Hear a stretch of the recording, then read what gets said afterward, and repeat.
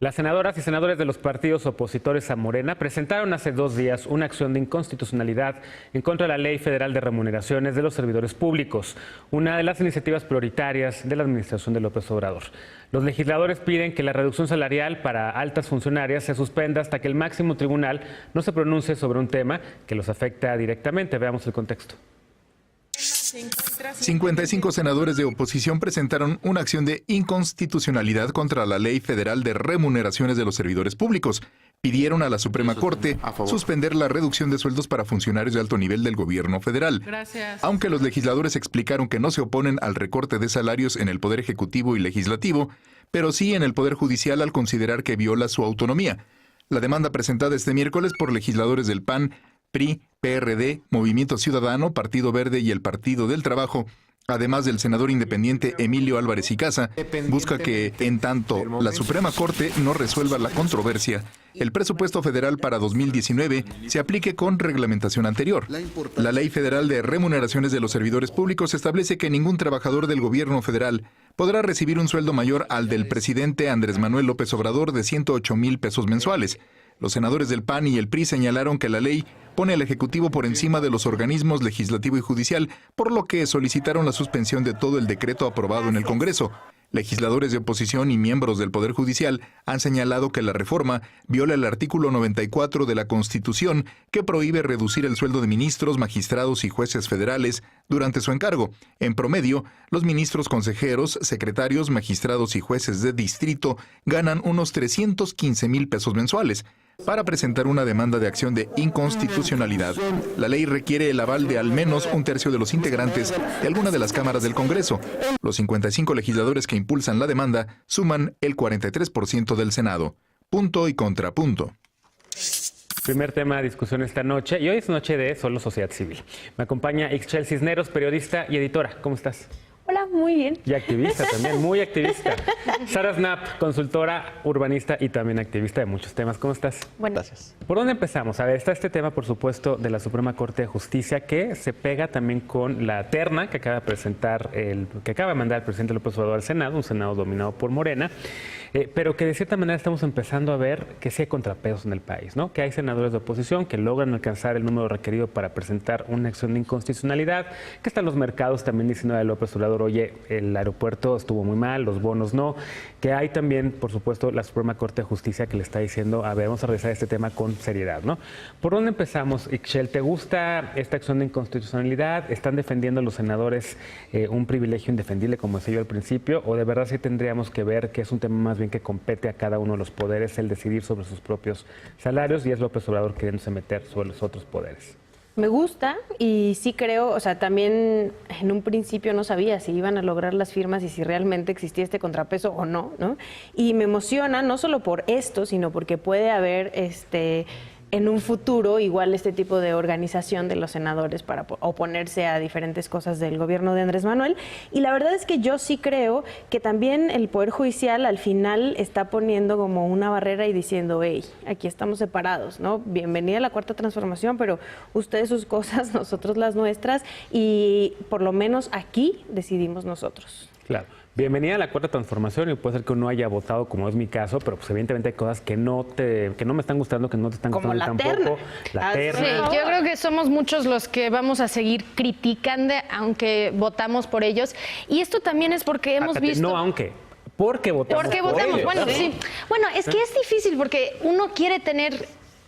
esperanza de que las cosas van a ir mejor, porque llevamos tantos años sí estando en la oposición, sí estando criticando, y ahora nos toca, es como que quiero criticar lo importante y dejar pasar lo que tal vez no es tan importante. Sin embargo, lo que veo desde el gobierno y con este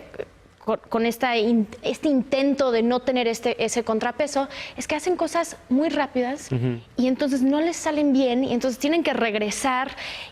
Y entonces empezamos estos procesos que en realidad toma mucho tiempo y mucho esfuerzo, cuando si se hubieran sentado a hacer una ley bien redactada, con la capacidad técnica que requiere, tal vez no estaríamos en esta situación. Y de poder platicar las cosas con otros senadores, porque yo estoy de acuerdo con que podemos bajar los salarios, eso sin duda, pero que no lo hagamos en contra de la Constitución. Entonces, es como siempre tengo sentimientos encontrados cuando presentan algo, porque no sé hacia dónde va a ir.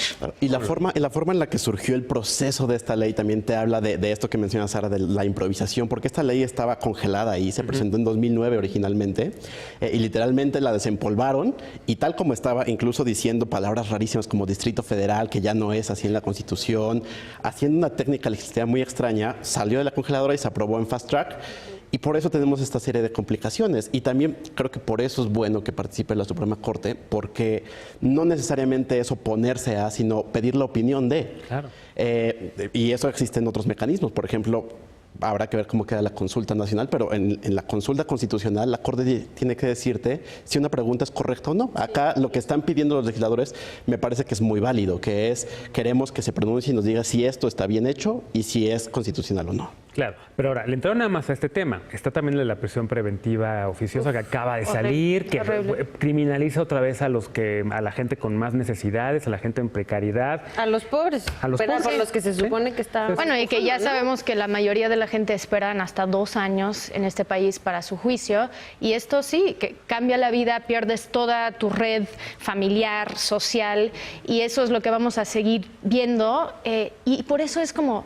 algunas cosas buenas y otras donde dices, ¿cómo esto no cabe dentro de la cuarta transformación? En realidad ese paradigma tendría que cambiarse y tendríamos que buscar otras maneras. Que la investigación es la manera de atacar la impunidad y no encarcelar cualquier persona solo porque tal vez. Cuando hay miles de inocentes en nuestras cárceles, ¿no? Claro. Y justo ahí lo que tenemos que poner como, no sé, su estrellita de buena conducta, por ejemplo, la senadora Nestora Salgado, que a pesar de que todo Morena votó a favor, ella, que además estuvo en la cárcel acusada de un delito que no cometió y estuvo muchísimos años en la cárcel, fue como, yo no puedo votar por esto, ¿no? O sea, aún cuando... Citlali Hernández se abstuvo también en Morena. Sí, Citlali se abstuvo, tienes toda la razón.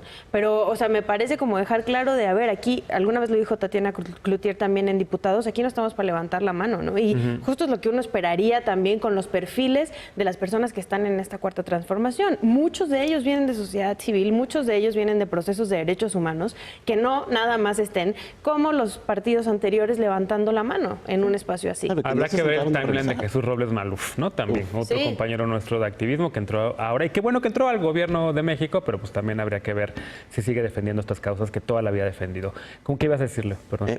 No, que tenemos que revisar también, pues que el populismo penal, que esta falta de revisar las cosas te lleva a que no solamente están las cosas que se prometieron en campaña, ¿no? Como prisión preventiva oficiosa para delitos de corrupción, que ya está mal de entrada.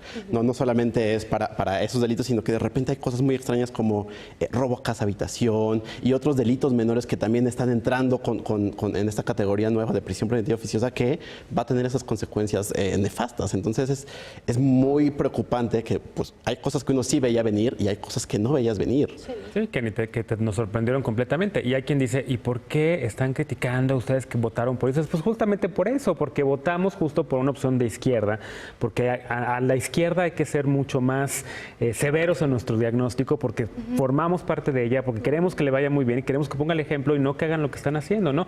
Pero regresando al tema del Poder Judicial, me parece que viene también, por supuesto, ya lo de la terna, se va a tratar de llenar el asiento que deja José Ramón Cosío, vendrá después en enero la búsqueda de la presidencia, me parece, de la Suprema Corte también. Hay varios candidatos que se han ya apuntado a ese cargo, está entre ellos Saldívar, a mí me encanta Saldívar, se me hace un perfil buenísimo, no sé cómo lo ven ustedes, pero está interesante también lo que va a pasar en la Corte, ¿no? Vendrá un nuevo cargo que se va a abrir en marzo, me parece, ¿no? Cuando se va la ministra Piña, me parece, Norma Piña la que se va, ¿no? Entonces habrá otro cargo, le va a tocar al presidente López Obrador llenar 2 asientos. ¿Cómo están viendo la pugna por la pelea corte, por la Suprema Corte? Terrible, y jamás, o sea, ahorita que decías lo que no vimos venir, o sea, de verdad no vi venir una terna tan morena, ¿no? O sea, gente tan cercana. Por lo menos, no sé, intentas hacer la finta como que es gente que te ha medio guiñado el ojo, pero participaban dentro del partido 2 de ellas y el otro estuvo en un tribunal mientras Andrés Manuel era jefe de gobierno de la Ciudad de México. Entonces, sí me parece tristísimo que en un espacio tan importante como la Suprema Corte de Justicia, y además un espacio que deja a uno de los ministros que ha sido más críticos dentro de la Suprema Corte, que es el ministro Cosío, tendría que cubrirse con un perfil como ese, ¿no? Y que que al final no tuviera estos... ¿Cómo nos quejamos de cuando propusieron a Medina Mora, ¿no? Sí. Y el propio Andrés Manuel. Entonces, es exactamente lo mismo, es repetir estos patrones que por lo menos yo no me vi venir en ningún momento. Yo no me sorprendí tanto en que fueran morenistas porque es lo que hemos estado viendo, que ellos proponen gente que van a seguir ese discurso y que van a seguir aplicando la ley según ellos lo interpreten.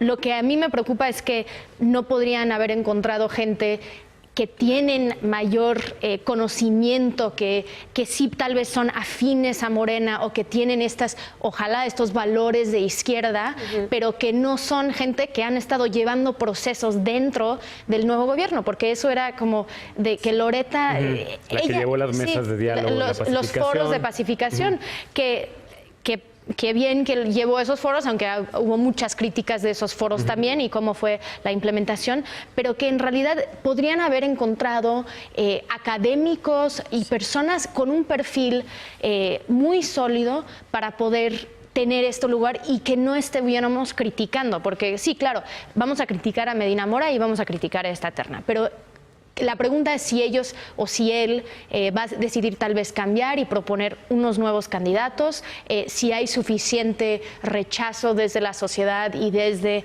todos los que comentan sobre estos temas. Y eso sería mi esperanza, ¿no? De que ellos sí sienten ese backlash y deciden cambiar. Ahora, el problema es que constitucionalmente también ahí te puedes meter en un brete bien interesante, porque si se rechaza la terna que está propuesta, se tiene que mandar una nueva terna. Ahí hay un debate sobre qué significa una nueva terna, si cambiando a uno ya es una terna diferente o si tienen que ser los tres diferentes.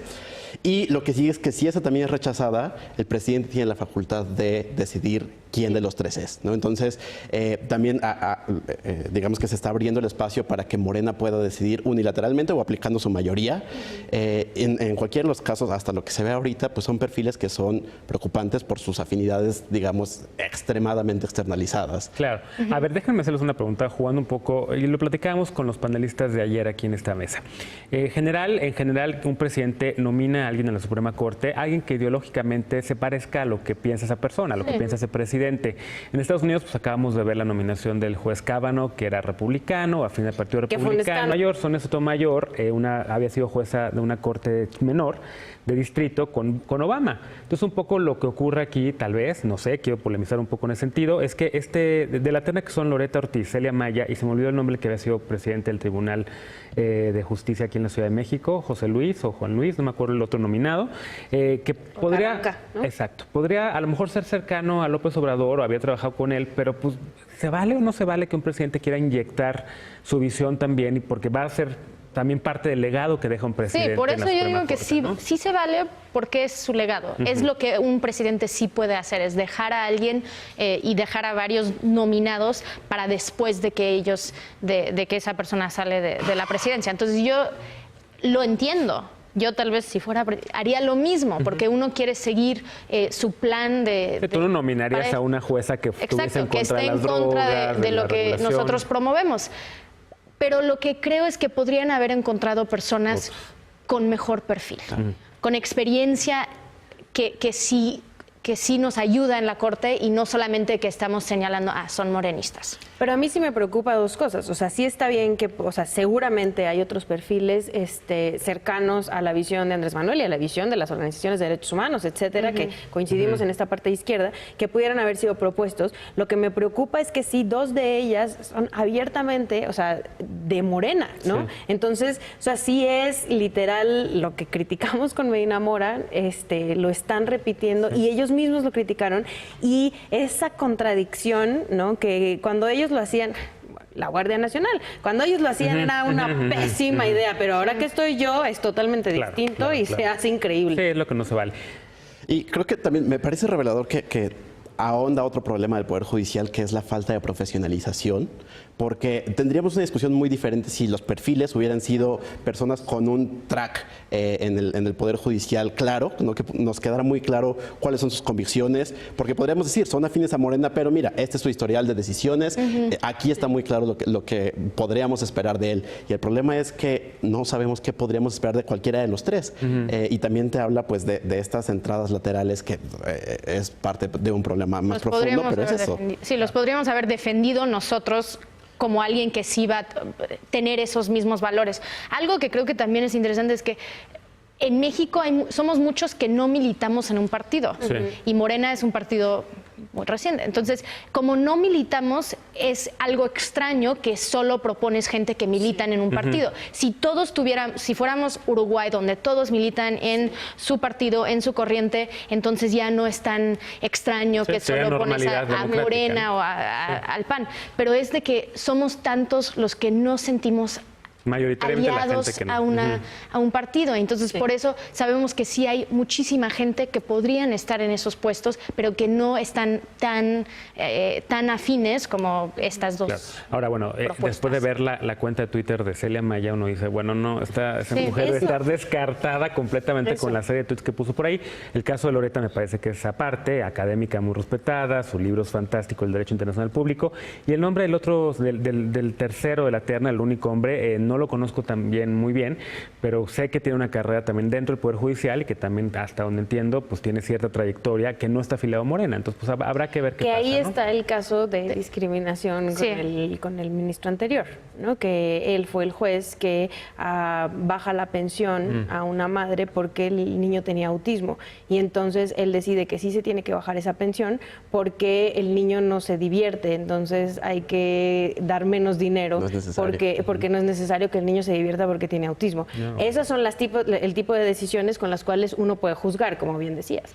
Bueno, vamos a darle seguimiento a este tema. Sin duda va a ser el tema del que estaremos hablando en esta mesa en las próximas semanas también. Pero vamos a una pausa. Al regresar, Movimiento Ciudadano busca ser el principal partido opositor del país. Regresamos.